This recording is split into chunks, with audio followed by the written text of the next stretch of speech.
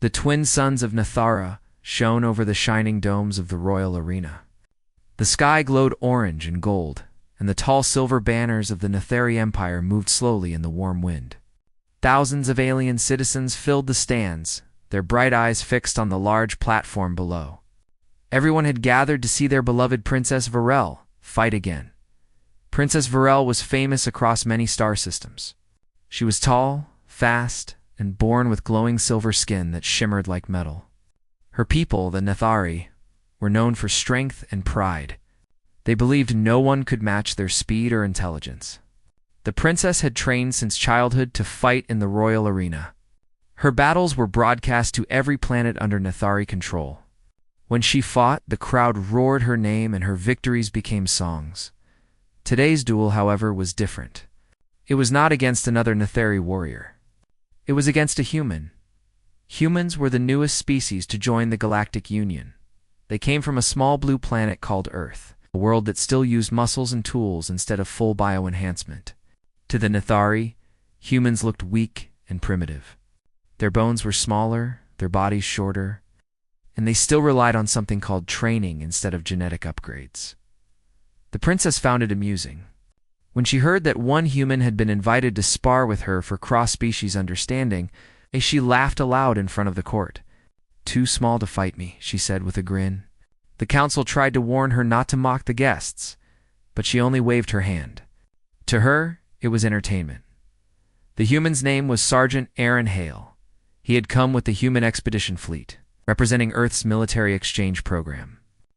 He wasn't tall or flashy like the other warriors in the arena. He wore a plain gray uniform, and his eyes were calm, almost cold. The crowd whispered when he walked onto the platform. Compared to the glowing silver armor of the princess, he looked dull and simple, but Aaron didn't seem to care.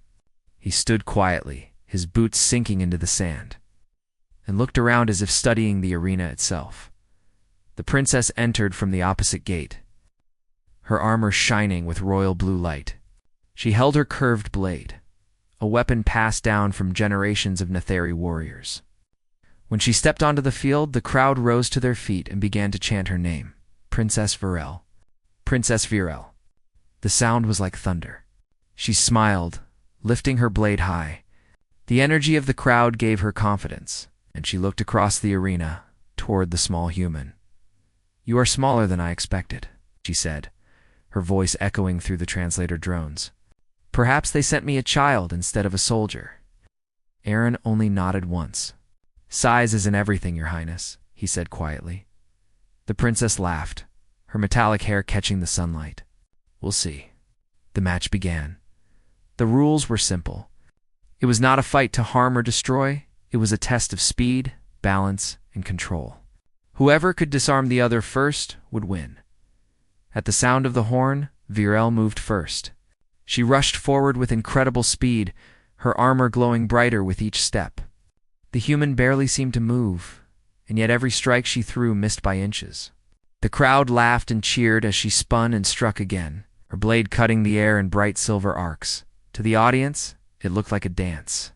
The princess was graceful and powerful, while the human kept moving aside, calm and silent. His motions were small, a step, a twist, a turn. After several minutes, the princess stopped and raised her chin. "Is that all you can do? Just run away?" she said, loud enough for the crowd to hear. Aaron didn't answer. He simply raised his practice blade and settled into a relaxed stance. The air around him felt quiet, almost heavy. She lunged again, faster this time. Her strikes came from all sides, each one meant to show her mastery. Sparks flew when their blades met. She was sure she would overpower him easily. But something strange happened. Each time she attacked, the human wasn't there. He moved aside, predicting her direction like he could read her mind. His steps were light, his eyes focused only on her shoulders and hands. The crowd grew restless. This was not what they had expected. The human wasn't fighting back, but he wasn't losing either. Then, when she tried one more sweeping strike, aimed at his midsection, Aaron stepped just half a pace sideways. The move looked simple, almost lazy, but the princess's own speed carried her forward. The human's hand touched the side of her armor, right under her shoulder plate. The sensors on her suit blinked red. She tried to turn, but her own momentum betrayed her. Her boots slipped in the sand, and she fell hard onto her side. The entire arena went silent. The Princess of NetNarrator, undefeated for 10 years, had fallen. Aaron lowered his practice blade. He didn't raise his arms or cheer. He didn't say a word. He simply waited. The silence broke when someone in the audience gasped. Then the whisper spread like fire. He touched her armor's weak point. Varel pushed herself up, confused and embarrassed. Her heart pounded. She looked at her opponent, expecting mockery or pride. But he only stood there quietly, his expression calm. How did you do that?" she asked in disbelief. Aaron met her eyes. "You told me everything with your breathing," he said simply.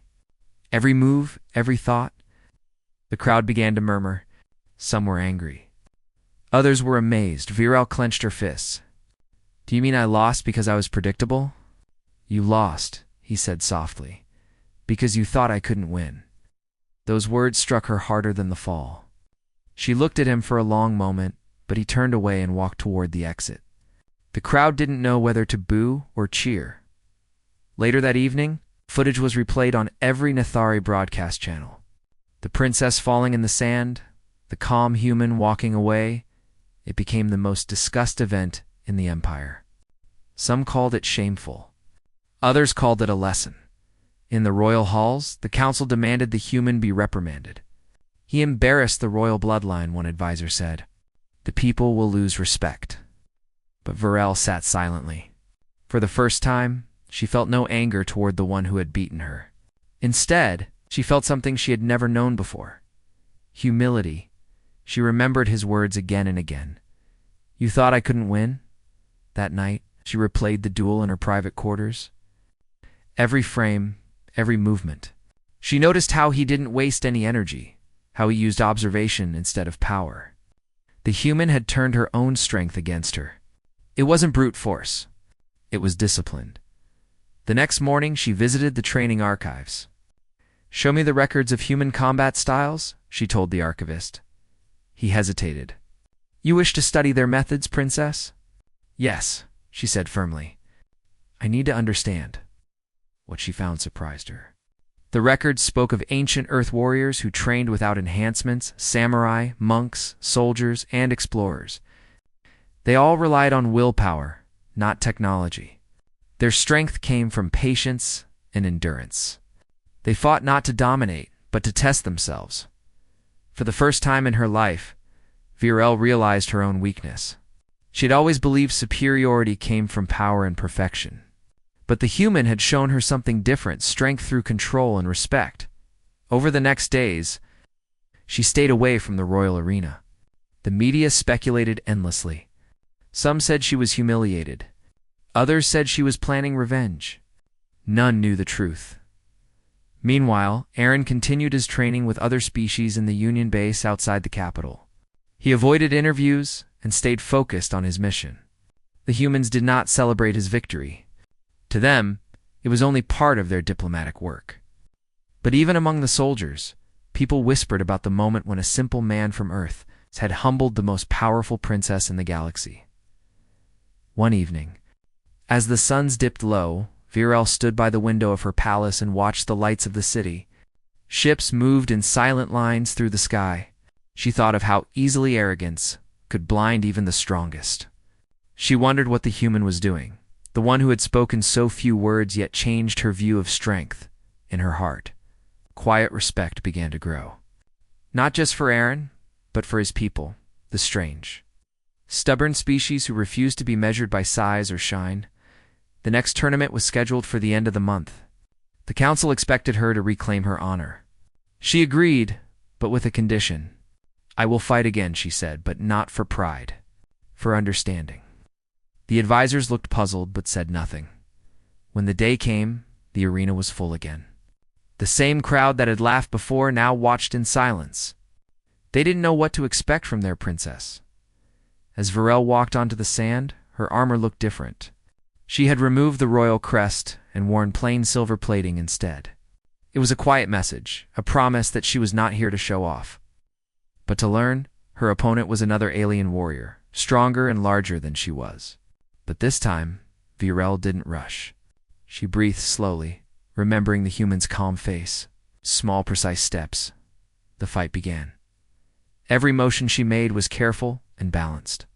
The crowd gasped as she avoided heavy strikes and countered smoothly. Her style had changed. She was no longer fighting for applause, but for mastery. When the duel ended, both fighters bowed. There was no arrogance in her voice when she spoke. "Strength means nothing without respect," she said softly. The people didn't cheer wildly this time. They stood quietly, realizing their princess had grown far from the arena. In a small training camp on the outskirts of the capital, Aaron watched the broadcast. A faint smile touched his. The weeks after the duel passed like a quiet storm through the Netheri Empire. Everywhere the citizens gathered in marketplaces, on sky bridges. Even in classrooms, people whispered about the same thing. The fall of the princess and the calm human who defeated her without anger or cruelty. Some told the story with laughter, others with respect. But no one forgot it. Princess Virel had once been the symbol of Netheri pride. Now, she stayed mostly inside the palace, spending her days reading and training in silence. At first, her council thought she was hiding in shame, but that wasn't true. Inside her mind, something had changed. The arrogance that once filled her heart was slowly being replaced by curiosity. She wanted to understand what made the human so different, how he could face her without fear and win without hate. One night, while standing by her balcony and watching the glowing ships pass through the twin moons, she made her decision. She would meet him again not as a princess, but as a student. The next morning, before sunrise, she left the palace wearing a plain gray cloak. The guards at the spaceport didn't recognize her immediately. When they did, they bowed deeply. But she raised a hand to stop them. "Do not announce me," she said softly. "I'm only here to learn." The human training camp stood on the edge of the capital, surrounded by metal fences and open fields.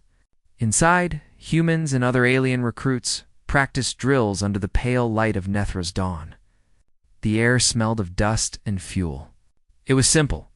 Nothing like the shining halls she was used to. Aaron Hale was there, teaching a group of mixed soldiers how to balance during combat in low gravity. He wore no fancy armor, only a thin training uniform. When he saw her walking toward him, he paused. The other soldiers turned in surprise, whispering her name. Virel stopped a few meters away. Her voice was calm, but serious. "Sergeant Hale," she said. "I came to understand what I failed to see before." Aaron nodded slowly. "You came here without guards or cameras," he said. "That's a good start." "Came to learn," she repeated. The human didn't bow, didn't call her Your Highness. He simply handed her a training rod. "Then train." At first, the soldiers around them hesitated, unsure whether they should watch or leave. Aaron gestured for them to continue their exercises while he worked with the princess. Virel tried to copy his simple warm-up moves. She was strong, but every motion felt heavy, unbalanced. Aaron corrected her posture quietly. "You move like you're trying to impress someone," he said. "Forget the audience. Just move to understand yourself." The words were simple, but they struck her deeply. For years she had trained to perform, to show perfection before the crowd. Now she was learning something else, training, without anyone to cheer. They practiced in silence for hours. By the time the sun rose high, Virel's hair was damp and her breathing was uneven. She hadn't felt this tired in years. But there was something peaceful in the exhaustion. When they rested, Aaron handed her a metal cup of water. She drank quietly, watching the humans laugh among themselves. Their camp was rough and noisy, yet there was warmth in it. No one tried to prove they were better.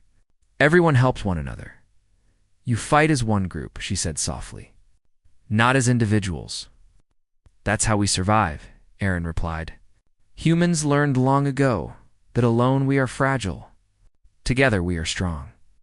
Virel thought of her people, how the Netheri valued personal glory more than teamwork. Maybe that was why they could conquer planets but not hearts. She returned the next day, and the next after that. Soon her visits became regular. The guards at the camp no longer looked surprised when she arrived. She trained with the humans from sunrise until dusk, learning balance, control, and patience. She learned how to fall and stand again without anger. Each bruise became a reminder that progress was built on mistakes, not perfection. Aaron never treated her as royalty. When she stumbled, he told her to get up. When she did well, he only nodded. At first, that bothered her. Then she realized that was his way of showing respect, not through flattery, but through honesty. One evening, as they practiced hand-to-hand movement drills, Virel fell backward into the sand. Instead of rising immediately, she laughed softly. Aaron looked at her, surprised. "Something funny?" "I used to think losing was shameful," she said between breaths. "Now I see it's part of learning." He smiled faintly. "Then you're finally getting it." For the first time, they both laughed together under the fading light. It was a small moment, but it broke the wall between two worlds.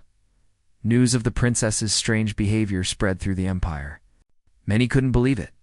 The royal heir, training like a common soldier.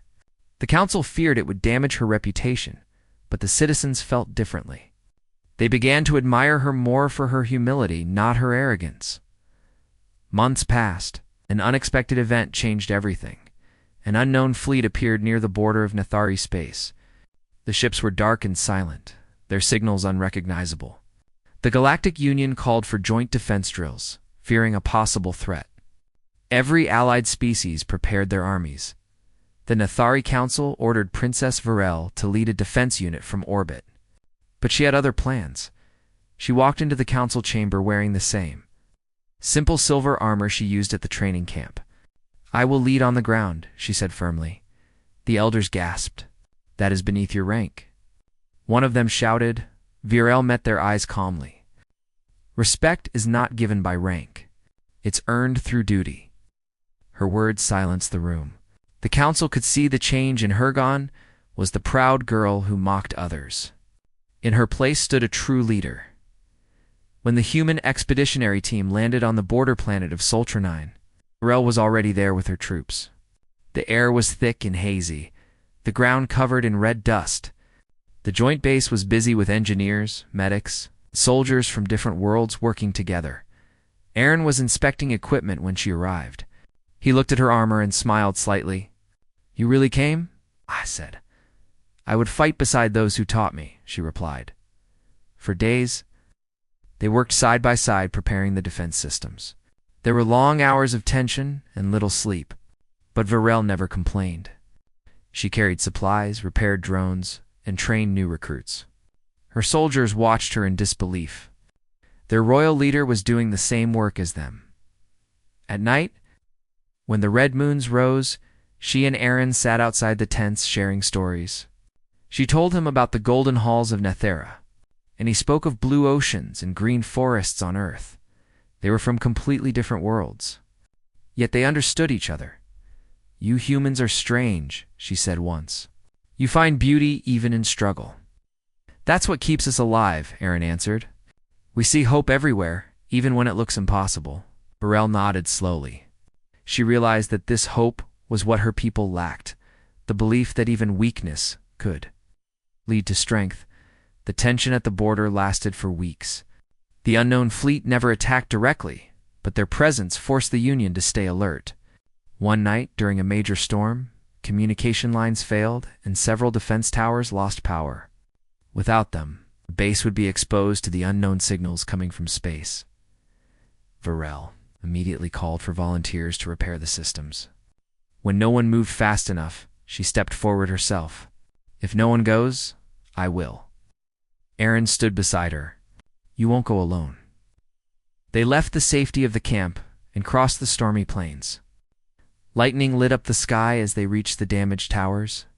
Together they worked through wind and dust, their suits glowing faintly under the flashes. It was hard, cold, and exhausting. But neither stopped.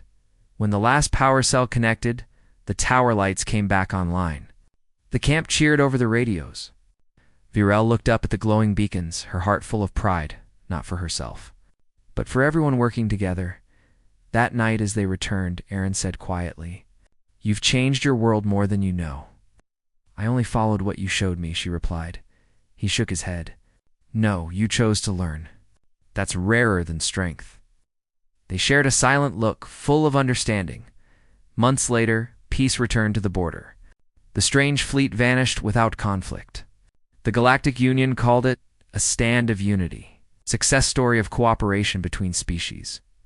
Back on Nethara, the royal arena was prepared again, not for battle, but for a ceremony.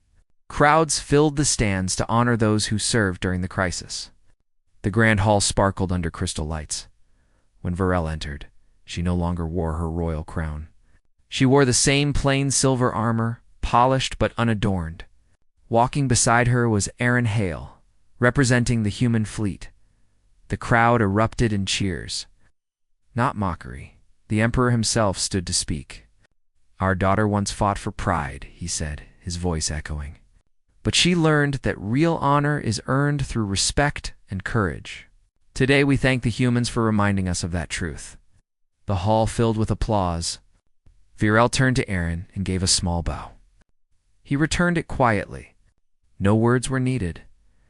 From that day, the Nethari military changed its training doctrine. They began teaching cooperation and humility as core values. The story of the duel that started it all became a lesson told to every new recruit. Years later, children across the galaxy would reenact the moment in their classrooms. The proud princess and the calm human who taught her what